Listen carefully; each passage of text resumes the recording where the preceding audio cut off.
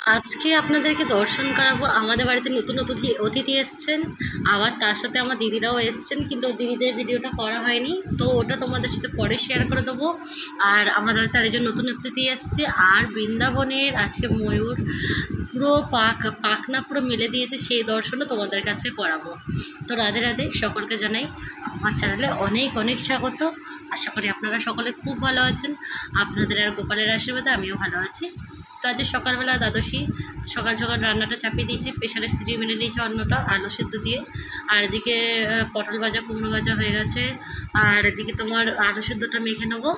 আর এই গাটি আলু দিয়ে রসা করছি, আর উচ্ছে আলু পরে ভেজেছিলাম। আর এই যা যা করেছি তোমরা সব দেখতেই পাবে। আর এই যে গোপালকে 10টার ভোগ দিয়ে দিয়েছিলাম, 10টা ভোগ তখন বাজে 9টা, তখন দিয়ে দিয়েছিলাম, পালনের ভোগ ছিল এটা। আর গোপাল সোনাতে দেখো, আর এই যে আমাদের অতিথি এসে গেছে। তো এটা হচ্ছে আমাদের এক বৌদির গোপাল। তো ওরা একটু মামা বাড়ি ঘুরতে গেছে, তো আমার কাছে দিয়ে গেছে। ওদের গোপালও প্রসাদ পায় প্রত্যেক দিনই।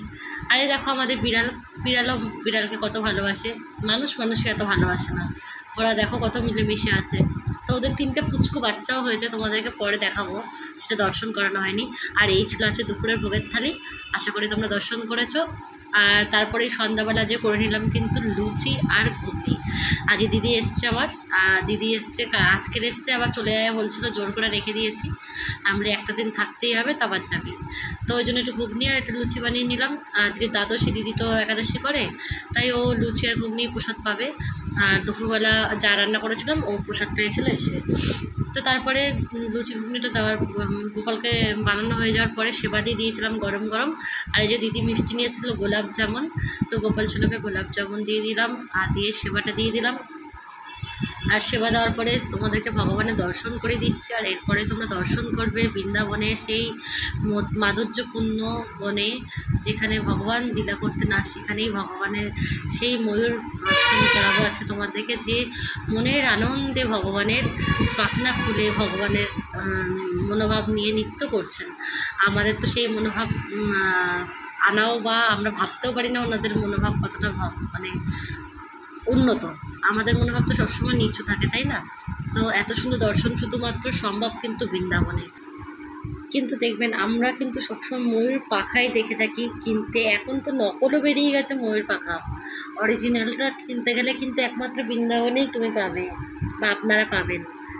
কারণ আমরা যেগুলো কিনি না বাজার থেকে, সেগুলো কিন্তু একদম নকলই। কিন্তু আমরা কিন্তু জানি না, আমাদের অজ্ঞানেই কিন্তু আমরা ওগুলোকে ভাবছি যে ময়ূর পাখা, কিন্তু না, ওগুলো কিন্তু নকল থাকে, রং করে ওরা রেডিমেড করে, কৃত্রিমভাবে তৈরি ওটা। আর প্রাকৃতিকভাবে তৈরি যেটা ভগবানের দ্বারা সৃষ্ট, সেটাই হচ্ছে বৃন্দাবনের ব্রজভূমিতেই একমাত্র পাওয়াটা সম্ভব। আর দর্শন করাটাও কিন্তু সম্ভব। আমরা যদি মনে করি যে আমরা এক্ষুনি অন্য জায়গা থেকে দর্শন করবো, আমরা কি দর্শন করতে পারবো? আমরা যদি মনে করি বাড়িতে দর্শন করে পারবো না, সেইটা দর্শন করতে হলে অবশ্যই বৃন্দাবনে যেতে হবে। তো ময়ূরটা উল্টো ঘুরে রয়েছে, যদি ওর সামনেটা দেখাতো আরও হয়তো সুন্দর দেখতে লাগতো। তো একবারও ঘুরেছিলাম, দেখছিলাম ভিডিওটা একটুখানি। তো একবারও ঘুরেছিল, তো দেখতে এতটা অপূর্ব লাগছিল যে এরকম দর্শন সত্যি ভগবান সব কিছু ভেবেচিন্তেই তৈরি করেন। এত সুন্দর দর্শন। তো আমি তো শুনেছিলাম যে যখন বৃষ্টি বা বর্ষাকাল থাকে তখনই ময়ূর পাখনা মেলে। তো দেখলে তোমরা কত সুন্দর দর্শন, দেখো বলতে বলতেই সামনে ঘুরে গেছে। কত সুন্দর দেখো, ভক্তদেরকে দর্শন দিচ্ছে ময়ূররাজ, কত সুন্দর দর্শন করো। তো খুবই সুন্দর। ওর ওখানে কিন্তু একটা ময়ূর নেই, কিন্তু দেখেছো ওখানে কিন্তু আশেপাশে আরও ময়ূর রয়েছে।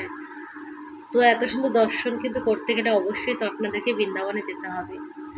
তো যদি কেউ বৃন্দাবনে যেতে চান তাহলে অবশ্যই আমাকে ইনবক্স করবেন। আমার গুরুদেব কিন্তু প্রত্যেক বছর বৃন্দাবনে ট্যুর করে। আর এই সামনেই কার্তিক মাসে কিন্তু যাচ্ছেন। তো আগের থেকে সিট বুকিং করতে হলে আমাকে অবশ্যই কন্ট্যাক্ট করবেন। তো রাধে রাধে, জয় শ্রীরাম, শুভরাত্রি, ভালো থাকবেন।